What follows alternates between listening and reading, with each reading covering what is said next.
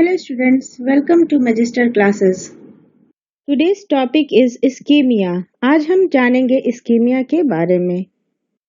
जब भी टिश्यू के किसी पार्ट में ब्लड सप्लाई की कमी हो जाती है, तो उसी कंडीशन को हम इस्कीमिया कहते हैं।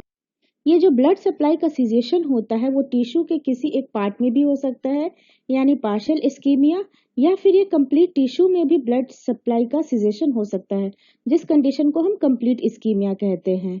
इस्कीमिया के जो एडवर्स इफेक्ट्स होते हैं वो 3 कंडीशंस पर निर्भर होते हैं, जिसमें से पहला कंडीशन होता है हाइपोक्सिया।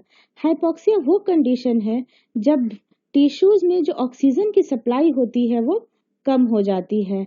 हाइपोक्सिया भी 4 तरह का होता है स्टूडेंट्स, जिसमें से पहला है हाइपोक्सिक हाइपोक्सिया, जिसे हम हाइपोक्सेमिक हाइपोक्सिया भी कहते हैं। हाइपोक्सिक हाइपोक्सिया में जब जो भी फ्लोइंग ब्लड होता है, यानी जो आर्टेरियल ब्लड होता है, उसी में ऑक्सीजन की कमी हो जाती है, जिससे हमारे टिश्यूज तक भी लो ऑक्सीजन पहुंच पाता है। ये जनरली इनएडिक्वेट ब्रीथिंग के कंडीशन में होता है। सेकंड है एनेमिक हाइपोक्सिया। जैसा कि हम जानते हैं स्टूडेंट्स, एनीमिया में जो हेमोग्लोबिन होता है वो डिक्रीज्ड हो जाता है, और हेमोग्लोबिन का काम होता है ऑक्सीजन को कैरी करना टिश्यूज तक। और जब जैसे ही हेमोग्लोबिन कम होता है तो कंसिक्वेंटली जो ऑक्सीजन जो कैरिड हो रहा था वो भी डिक्रीज्ड हो जाता है, जिसके वजह से टिश्यूज तक जो एडिक्वेट जो सप्लाई पहुंचना चाहिए ऑक्सीजन का वो कम हो जाता है, और इसी कंडीशन को हम कहते हैं एनेमिक हाइपोक्सिया। थर्ड कंडीशन होता है स्टूडेंट्स स्टैग्नेंट हाइपोक्सिया, और इसे हम सर्कुलेटरी हाइपोक्सिया भी कहते हैं। जब भी ब्लड सप्लाई इनएडिक्वेट हो जाता है तो टिश्यूज तक जिस अमाउंट में ऑक्सीजन का सप्लाई होना चाहिए, जो पहुंचना चाहिए, वो कम हो जाता है, और जिसके वजह से इस्कीमिया होने का चांसेस होता है। फोर्थ है हिस्टोटॉक्सिक हाइपोक्सिया। जब भी किसी टॉक्सिन जैसे कि अल्कोहल हो गया या साइनाइड के वजह से जब टॉक्सिसिटी हो जाती है, तो वहाँ के जो सेल्स की जो कैपेबिलिटी होती है ऑक्सीजन को टेक करने की ब्लड से, वो कम हो जाती है, जिसके वजह से जो ऑक्सीजन का जो सप्लाई होना चाहिए, ऑक्सीजन डेफिसिट हो जाता है उस टिश्यू में, और इसे ही हम कहते हैं हाइपोक्सिक हाइपोक्सिया। सेकेंड है मैल नरिशमेंट ऑफ सेल्स। जब भी टिश्यूज में न्यूट्रिएंट्स की सप्लाई जैसे कि ग्लूकोज, अमाइनो एसिड्स, इनकी सप्लाई जब इनएडिक्वेट हो जाती है, तो इसी कंडीशन को हम कहते हैं मैल नरिशमेंट ऑफ सेल्स। थर्ड है इनएडिक्वेट क्लियरेंस ऑफ मेटाबोलाइट्स। इस कंडीशन में जो मेटाबॉलिक वेस्ट होता है वो टिश्यूज में एक्यूमुलेट हो जाता है। Now we will see the causes which leads to ischemia. The first one is causes in the heart. Means heart में वो reasons जिनकी वजह से ischemia होता है। जब भी heart block, ventricular arrest या fibrillation होता है स्टूडेंट्स, तो जो कार्डियक आउटपुट होता है वो घट जाता है, और जब कार्डियक आउटपुट घट जाएगा तो ब्रेन तक जो ब्लड सप्लाई हो पा रहा था वो डिक्रीज हो जाएगा, और ब्लड सप्लाई के डिक्रीज्ड होना यानी ऑक्सीजन डिक्रीज्ड होना। अगर ये अरेस्ट 15 सेकेंड्स का होता है तो पेशेंट में कंसियसनेस लॉस्ट हो जाती है। वही अगर 4 मिनट का हो तो ब्रेन में इरिवर्सिबल इस्केमिक डैमेज होता है, और अगर ये 8 मिनट या उससे भी ज़्यादा हो जाए तो डेथ हो जाती है पेशेंट की। सेकेंड है causes in the arteries. Arterial blood supply में ऑब्स्ट्रक्शन की वजह से जो इस्कीमिया होता है ये बहुत ही कॉमन कॉज है, जिसमें से पहला हो सकता है ल्यूमिनल ऑक्लूजन ऑफ आर्टरी। किसी भी थ्रोम्बी या एम्बोली की वजह से आर्टरी का जो ल्यूमन होता है वो कंस्ट्रिक्टेड हो जाता है, और जो ब्लड सप्लाई होना चाहिए वो डिक्रीज्ड या इनएडिक्वेट हो जाता है, और इसी डिक्रीज्ड ब्लड सप्लाई की वजह से इस्कीमिया होता है। सेकेंड है आर्टेरियल वॉल ऑब्स्ट्रक्शन, जिसमें से पहला कंडीशन होता है वैसोस्पाज्म या वैसोकंस्ट्रिक्शंस, या जब आर्टरी का जो वॉल होता है वो कंस्ट्रिक्ट हो जाता है तो जो ब्लड सप्लाई होता है वो डेफिसिट हो जाता है। और भी कंडीशंस होते हैं जैसे आर्टेरियोस्क्लेरोसिस, पॉली आर्टराइटिस नोडोसा, या वेसल वॉल में कुछ डिसरप्शन हो जाना। थर्ड है आउटसाइड प्रेशर, लाइगेचर, टॉनिक्वे या टाइट प्लास्टर के कंडीशन में जो आर्टरीज होते हैं वो प्रेशराइज्ड हो जाते हैं और जो ब्लड सप्लाई होता है टिश्यूज तक वो डिक्रीज हो जाता है and this also leads to ischemia. तो ये थे वो आर्टेरियल कॉजेज जिनकी वजह से इस्कीमिया हो सकता है। Now moving on to next cause, वो कॉजेज जिनकी वजह से इस्कीमिया हो सकता है वो है कॉजेज इन द वेन्स। अगर किसी भी वेनस ड्रेनेज में ब्लॉकेज हो जाए तो ये जो ब्लॉकेज है ये आर्टीरियल ब्लड सप्लाई में भी ऑब्स्ट्रक्शन करा सकता है। तो आइए हम वो रीजंस को देखते हैं जिनकी वजह से वेनस ड्रेनेज में ब्लॉकेज होता है। पहला है ल्यूमिनल ऑक्लूजन ऑफ वेन, यानी वेन के ल्यूमन में ऑक्लूजन हो जाना। ये जो ऑक्लूजन है ये जैसा कि हमने पहले भी देखा किसी भी थ्रोम्बस या इम्बोली की वजह से हो सकता है, जैसे कि मेसेंट्रिक वेन में थ्रोम्बोसिस हो जाना या कैवर्नस साइनस में थ्रोम्बोसिस हो जाना। सेकंड है वेसल वॉल ऑफ वेन, यानी वेन के वेसल वॉल में चेंजेस आ जाना, जैसे कि varicose vein of legs. Venous reflux disease वो डिजीज है जिनकी वजह से स्किन के नीचे जो वेन्स होते हैं वो स्वोलन हो जाते हैं और इनलार्ज्ड हो जाते हैं और इसी कंडीशन को हम कहते हैं varicose veins. Now next is outside pressure on when, यानी किसी भी वेन पर जब बाहरी प्रेशर लगता है जैसे कि स्ट्रैंगुलेटेड हर्निया या वॉल्वुलस में, तो जो सप्लाई होता है ब्लड सप्लाई वो ब्लॉक्ड हो जाता है। तो ये वो 3 रीजंस थे जिनके वजह से जो वेनस सप्लाई होता है, वेनस ड्रेनेज होता है वो ब्लॉक्ड हो जाता है। Now the last one is causes in the micro circulation. Arterioles, capillaries और वेन्यूल्स ये जो होते हैं ये माइक्रो सर्कुलेशन के मेन कंपोनेंट्स होते हैं और इन्हीं में जब ऑक्लूजन हो जाता है तो इस्कीमिया हो सकता है, जिसमें से पहला है ल्यूमिनल ऑक्लूजन, यानी इनके ल्यूमेन में ऑक्लूजन हो जाना। सिकल सेल एनीमिया में जो रेड ब्लड सेल्स का स्ट्रक्चर होता है वो चेंज हो जाता है, जिसके वजह से ये एक जगह पे अधेयर हो जाते हैं और जो ब्लड फ्लो होता है उसको डिसरप्ट करते हैं। सेकेंड होता है क्रोनिक माइलॉइड ल्यूकेमिया, इसमें जो ब्लड फॉर्मिंग सेल्स होते हैं उन्हीं में कैंसर हो जाता है। थर्ड, डिफिब्रिलेशन सिंड्रोम या फिर फैट एम्बोली मीन्स ल्यूमन में किसी फैट का एम्बोलस हो जाना।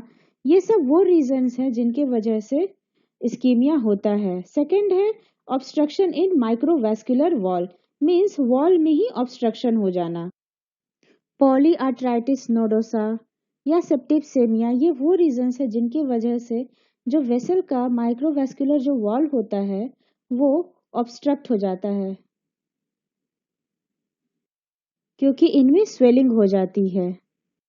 थर्ड है आउटसाइड प्रेशर इन माइक्रोवैस्कुलेचर, यानी किसी भी आर्टेरियोल, कैपिलरी या वेन्यूल पे जब बाहरी प्रेशर पड़ेगा तो जाहिर सी बात है स्टूडेंट्स कि जो ब्लड सप्लाई है वो डिक्रीज हो जाएगा और इस्कीमिया होगा, जैसे कि बेड सोर्स। तो ये वो रीजंस थे जिनकी वजह से इस्कीमिया हो सकता है।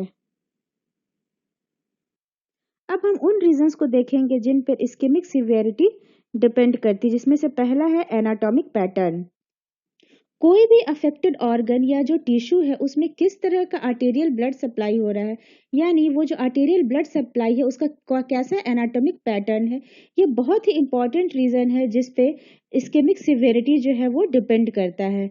तो बेसिकली 4 पैटर्न होते हैं आर्टेरियल सप्लाई के, जिसमें से पहला है single arterial supply without anastomosis, यानी किसी भी टिश्यू या ऑर्गन को एक सिंगल ही आर्टेरियल सप्लाई मिल रहा है, यानी इनकी जो आर्टेरियल सप्लाई होगी उनमें सिर्फ फंक्शनल एंड आर्टरीज होंगे, जिसमें कोई भी एनास्टोमोसिस मीन्स कोई भी दूसरे ब्लड वेसल का कनेक्शन नहीं होगा और इसी की वजह से टिश्यू या वो इफेक्टेड ऑर्गन तक बिल्कुल भी ब्लड सप्लाई नहीं हो पाएगा और ये नेक्रोसिस करा सकता है उस इफेक्टेड पार्ट का।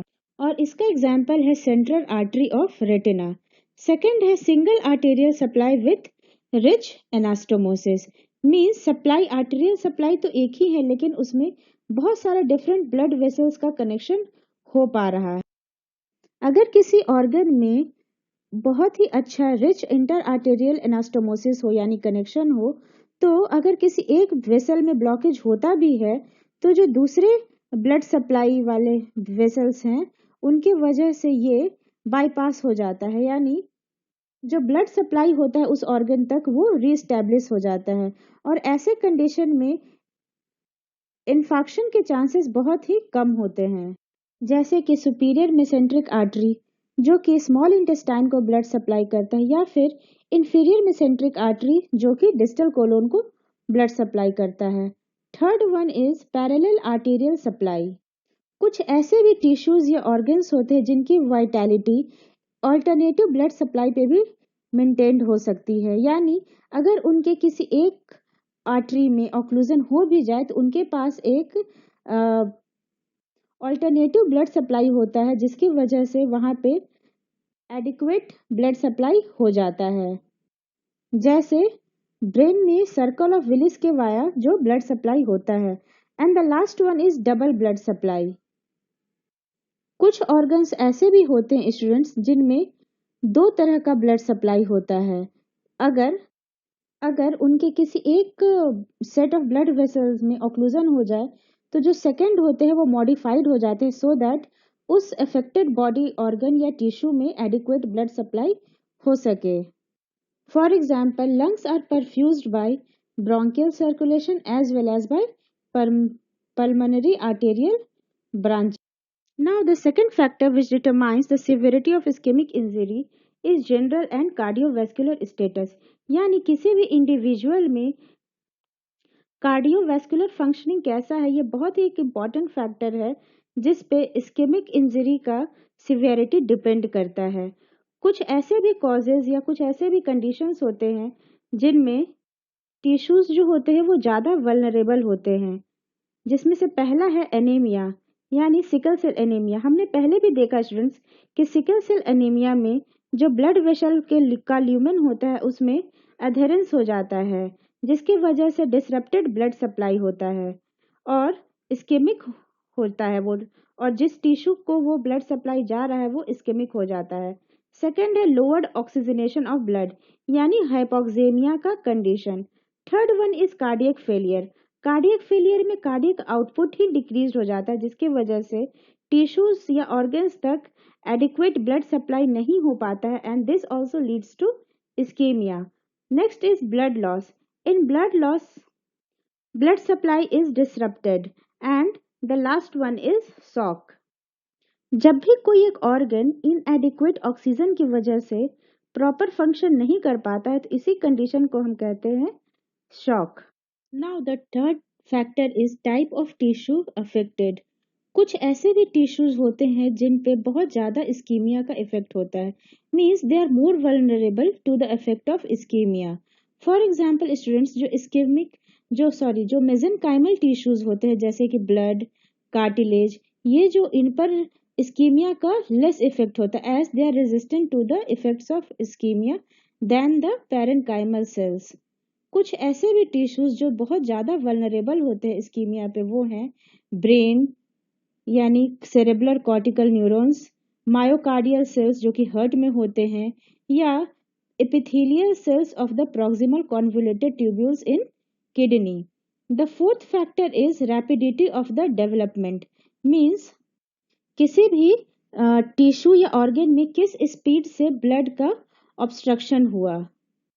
जो सडन वैस्कुलर ऑब्स्ट्रक्शन होता है किसी भी टिश्यू पर तो ऐसे कंडीशन में इस्कीमिया का बहुत ही सीवियर इफेक्ट होता है। और वहीं अगर किसी टिश्यू या ऑर्गन में ग्रेजुअल ऑब्स्ट्रक्शन हो रहा हो ब्लड सप्लाई का तो ऐसे कंडीशन में ischemia less severe effects less effective होता है। Now the last factor which determines the severity of ischemia is degree of vascular occlusion, यानी पार्शियल ऑब्स्ट्रक्शन है या कंप्लीट ऑब्स्ट्रक्शन। अगर कंप्लीट वैस्कुलर ऑब्स्ट्रक्शन होता है तो ये मोर सीवियर इस्केमिक इंजरी करा सकता है देन द पार्शियल ऑक्लूजन। अब हम लोग देखेंगे कि इस्कीमिया का किसी भी टिश्यू या ऑर्गन पे क्या इफेक्ट होता है। इसका बहुत ही वेरिएबल इफेक्ट हो सकता है स्टूडेंट्स, या तो ये हो सकता है इस्कीमिया कोई ना भी इफेक्ट करे या हो सकता है इसकी वजह से सडन डेथ भी हो जाए। जैसा कि हमने पहले भी देखा स्टूडेंट्स, अगर किसी टिश्यू को अगर उसको कोई कोलैटरल सप्लाई है ब्लड का तो वहाँ पे ब्लड सप्लाई डेफिसिट नहीं होता है उस टिश्यू में और इस्कीमिया हो ही नहीं पाता है या इस्कीमिया का कोई इफेक्ट नहीं होता है। कभी कभी ऐसा भी होता है स्टूडेंट्स कि कोलैटरल ब्लड सप्लाई तो है लेकिन वो एग्जर्शन को वो विथ स्टैंड नहीं कर पा रहा, जिसकी वजह से जो फंक्शनल डिस्टर्बेंसेस हो सकते हैं, यानी वो टिश्यू या वो ऑर्गन प्रॉपर फंक्शन नहीं कर पाए, जैसा कि होता है एंजाइना पेक्टोरिस में। कभी कभी पार्शियल या ग्रेजुअल इस्कीमिया में, यानी जब किसी टिश्यू को पार्शियल ब्लड सप्लाई हो रहा हो, तो ऐसे कंडीशंस में उनके सेल्स में कुछ चेंजेस आ सकते हैं, जैसे कि क्लाउडी स्वेलिंग हो जाए, fatty changes, ischemic atrophy, and the last is sudden death. जैसा कि हमने पहले भी देखा, वो कंडीशंस जिनमें एक ही सिंगल आर्टरी का सप्लाई हो, ऐसे में इस्केमिक जब होता है कंडीशन, तो वो पेशेंट को सडन डेथ भी करा सकता है।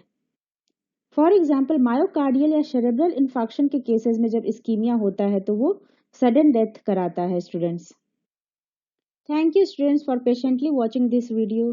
Keep your self updated. अगर कोई भी आपको प्रॉब्लम हो तो प्लीज़ मुझे कमेंट बॉक्स में कमेंट करें, and please like, comment and share this video. Thank you.